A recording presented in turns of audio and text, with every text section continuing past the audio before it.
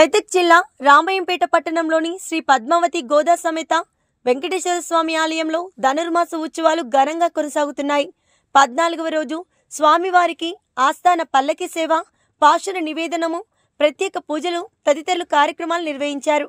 ఈ సందర్భంగా శ్రీ వెంకటేశ్వర స్వామి ఆలయంలో భక్తులు పెద్ద సంఖ్యలో చేరుకొని ప్రత్యేక పూజలు నిర్వహించారు. అనంతరం ఆలయ అర్చకులు తీర్థప్రసాదాలు వితరణ చేశారు.